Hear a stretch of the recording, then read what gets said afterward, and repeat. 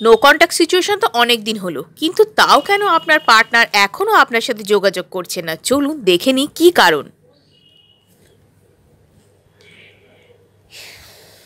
Queen of wands, ওকে, তার মধ্যে কিন্তু এই যে রাগ বা এই যে একটা রিজেন্টমেন্ট, এই ব্যাপারটা কিন্তু অত্যধিক ছিল। এবং একটা আরও বাজে ব্যাপার যে জিনিসটা ছিল সেটা বলবো যে সেই জিনিসটা হচ্ছে যে প্রচণ্ড পরিমাণে জেদ। সেই জেদের কারণে কিন্তু তিনি চাইছিলেন না আপনার সাথে যোগাযোগ করতে, অর্থাৎ তার কিন্তু মনে হচ্ছিল যে না, আমি কেন নত হব এখানে, ঠিক আছে, এই একটা রেষারেষির কারণে কিন্তু তিনি আসতে চাইছিলেন না।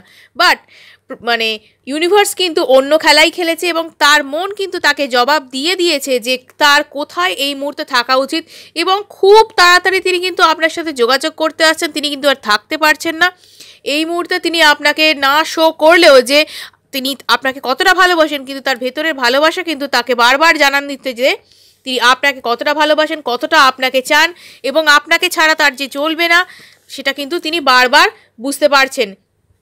এবং আপনার সাথে না থাকাটা তার জীবনে কত বড় একটা কি বলবো হার, সেটা তিনি নিজেই বুঝতে পারছেন। এবং সেই কারণে কিন্তু তার জীবনে মেন্টাল ক্ল্যারিটি আসছে, তিনি বুঝতে পারছেন যে ইকুয়াল লাভ শেয়ারিং ব্যাপারটা কতখানি গুরুত্বপূর্ণ তার জীবনে।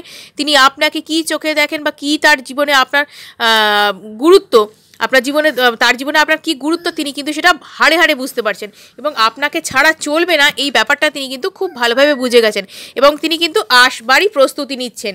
তিনি কিন্তু পুরোপুরি এই সিচুয়েশনে দিশেহারা, খুব তাড়াতাড়ি চাইছেন আপনার সাথে প্যাচ আপ করে নিতে। তো ভিডিওটা যদি ভালো লেগে থাকে অবশ্যই কিন্তু ক্লেম করতে হলে লাইক এবং সাবস্ক্রাইব করুন এবং লিখুন 777 থ্যাংক ইউ ইউনিভার্স।